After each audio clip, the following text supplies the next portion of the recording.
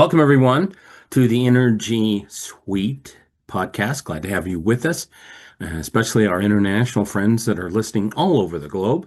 It's exciting to have you in the conversation.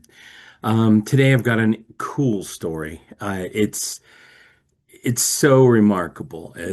I can't even explain how cool this is because sometimes things don't change; they just repeat themselves in history. But before we get into this particular episode to talk about Battery Man number two, I want to thank our sponsors in the Energy Suite, our friends over at No Pain Now. Visit their website, nopainnow.com. One of the things that has always been a challenge in the energy space for residential and small business is financing. And how do you make it work so you can get energy independent and make it work out? And we've had lots of interesting challenges, may I say, in financing. And this is where No Pay Now comes in. A remarkable model. It's a home equity investment. And essentially, you can take and unlock the equity in your home to get yourself energy independent and then have no payments until you settle your loan. So either refinance or sell your home. It's a great concept. We see homeowners everywhere jumping onto this where they can take the equity from their home, deploy all the energy technologies, get them energy independent, protect them from grid instability, AI, and price increases, and have no payments and make it so that they can have an actual positive cash flow rather than negative cash flow. So check in with our friends over at No Pay Now. It's innovative. They've got a great focus in the energy space to help people get energy independent and have no payments. All right. So enough of that. We'll get on with this. This is episode 2 of The Battery Man. And I I just find this story remarkable because sometimes we think we're living in this world of just all new innovation, but sometimes it's really just a repeat. So in episode 141, I told the story about Oliver Fitchell, who was one of the early battery geniuses. And again, he got his first patent in 1899, and he jumped into the battery business. And then he saw wow, not only should I make the battery as a chemist, well, then, and an electrical engineer, he decided, well, I'll make the car. So he had this great story about how he really, from 1900 essentially to 1917, was the leader in EV technology and building cars. In fact, the world's best one. It actually had a range of over 100 miles. So anyway, 100 years later, I want to tell a story that's parallel. And it's an amazing story. So, in episode 141, go check it out. I told you about Oliver, a chemist who built a battery and then built a car around it. And he proved all the skeptics wrong with an 1,800-mile trip and only one flat tire. And he was able to break the 100-mile range issue that EVs were having at the turn of the century. Well, he was doing amazing things with his EVs at the turn of the century, and I mean the 1900s. But the truth is, his market wasn't ready, and his company died. So sometimes it's all about the timing. Well, today I've got the same story, but across the globe on the other side of the world. A poor kid, and we're talking dirt poor kid, uh, who sacrificed, his family sacrificed to get a chemistry degree, and he fixated on a battery obsession also. And then he developed, just like Oliver Fitchell did, a car company that everyone laughed at. Except this time, the market was ready. And at this time, the company has become the world's largest electric vehicle maker on Earth. Okay, people think Tesla is leading. Well, these folks have outpassed them and have gained them in the marketplace a lot. So let's talk about it. And for my Chinese friends, if I butcher the name, I apologize ahead. The gentleman's name in this round two of Battery Men was Wang Chuanfu, and he was born in 1966. So I'm just 1 year older than him in the Ahu province in China. And it's one of the poorest farming regions in China. He lost both of his parents while he was still in grade school. So his older brother and sister essentially raised the family and they provided. And his older brother and sister worked for years and sacrificed to keep their little brother in the classroom. He was kind of a child prodigy, this really bright young child. So they really want to make sure he made it. So it paid off. He earned a degree in metallurgical physical chemistry and then a master's in materials science in Beijing. By his 20s, he was a rising star in the Chinese government Battery Research Institute. And then in 1995, he did something no sensible researcher would do. Most researchers are not people who take big risks, but he quit and he moved to Sichuan and he borrowed startup money from his cousin, roughly about 250,000 yen, and he founded a battery company. And he's a visionary and he didn't have some high-tech name. He called it BYD, Build Your Dreams. I love it. That's so simple. So he got started in the rechargeable battery business. And at that time, in 1995, the industry for rechargeable batteries was owned by the Japanese giants, Sony and Sanyo, with billion-dollar automated factories. Wang could not afford the automation. It was impossible for him to compete because he just didn't have billion-dollar factories. So what he did was genius. He re-engineered the production line itself, blending skilled humans, hands, with also the machines. And out of necessity to compete, he cut his costs to a fraction of theirs. That's amazing. 1995. By 2000, BYD was Motorola's first Chinese lithium ion battery supplier. They led. Motorola picked them and they were number one. Nokia followed.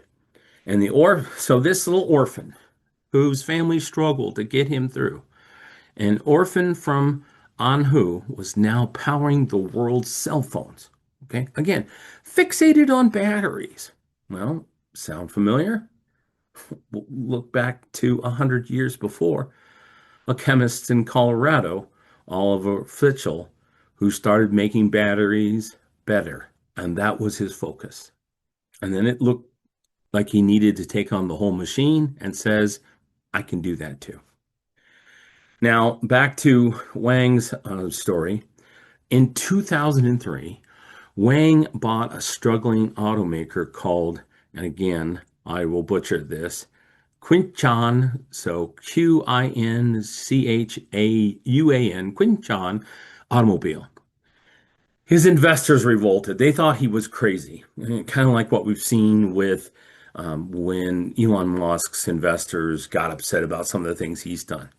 And because of that, BYD stock dropped roughly 30% in 3 days.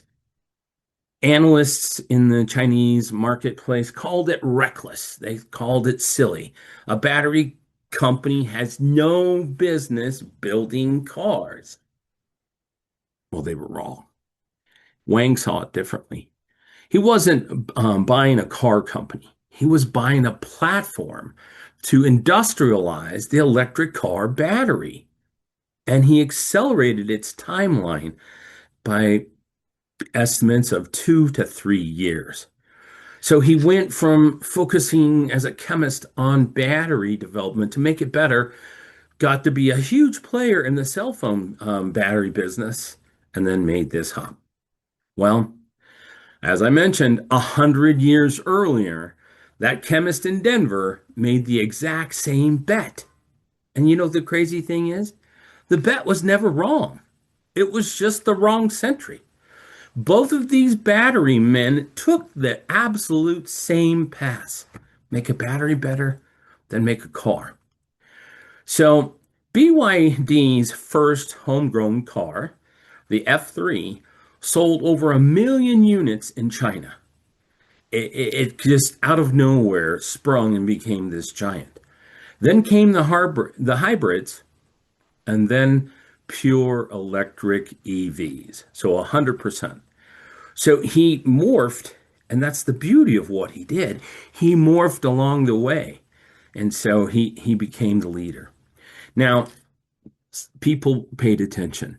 In 2008, Warren Buffett's Berkshire Hathaway bought 10% of BYD for $230 million. Let's not sugarcoat it.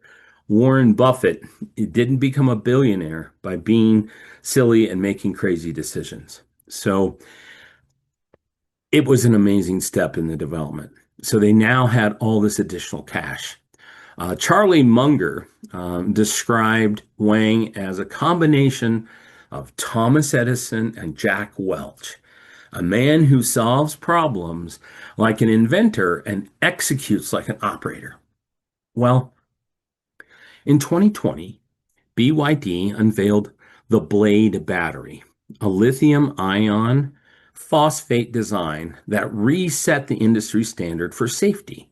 You know, one of the criticisms of lithium batteries is just the fire risks that they are. And when they catch on fire, it's intense and it's thousands of degrees.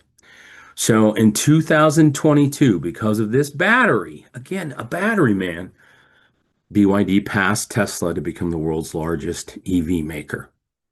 So think about that. He did this in a really short period of time.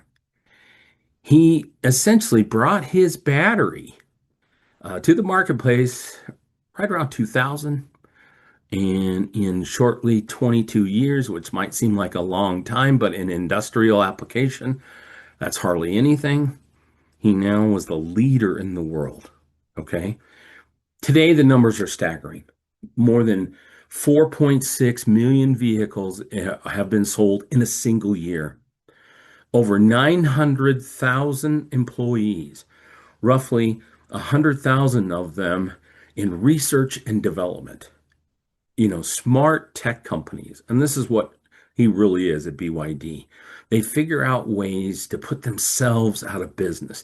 They reinvest in their research and development. So he has factories that are rising in Thailand, Brazil, and Hungary. So again, it's no longer just a Chinese, they are a worldwide global player in electric cars. So by putting them in Thailand, it covers Asia Pac, Brazil, South America, North America, and in Hungary, Europe. In 2025, BYD demonstrated megawatt charging, nearly 300 miles of range added in about 5 minutes. So that also solved a challenge that went clear back to what was going on with Oliver Flitchell.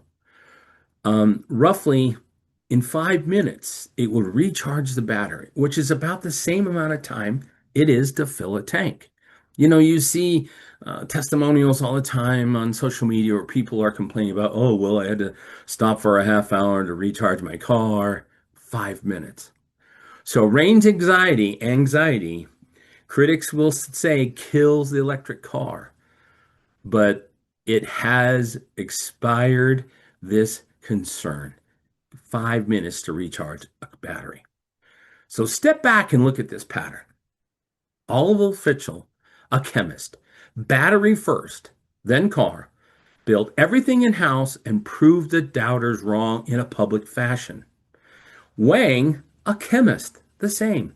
Battery first, then a car builds everything in-house from the lithium to the chips to the car.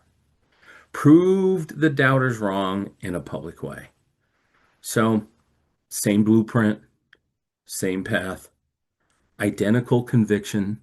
The only difference between a forgotten factory in Denver, Colorado on Colfax Avenue and the largest company on the planet is timing. Timing can be everything. Fritschel, bless his heart, was 100 years early. Wang was right on time. And that should tell you something about where we are in the energy transition. The time is now, and it's right now. The lesson of these battery men isn't about cars. It's a fascinating story, identical paths more than 100 years apart. But the real lesson here is that energy revolutions are won by the people who integrate, who refuse to master just one link in the chain instead of building the entire system. And that's what I want to translate today. That's what we're up to at the Energy Suite. That's exactly why we exist. 13 different technologies and counting, unified across the three pillars of the technology conversation, which is conservation, efficiency, and generation. Not one product, the whole system. Fritschel proved the technology. Wang proved the timing. Think about that. Same paths. They were there to fix and create a better battery. And that's what we're doing with the Energy Suite. We are here changing the conversation about this story. The concept of helping people get energy independent isn't new. It's been around for a long time. People have been selling solar systems since the early 1970s, so along 50 years. Well, things have changed. Times have morphed. Financing options are better. Technology is here, and it's time that you can make an easy change. So that's what we're doing. And I'm not trying to plug what we're doing. I'm just trying to drive home the concept that the time is now. We need to protect ourselves from AI. And I love AI. I use it every single day. Uh, Claude has almost become my best friend because it helps me get a lot of the tasks out of the way. But that's consuming tons and tons of electricity.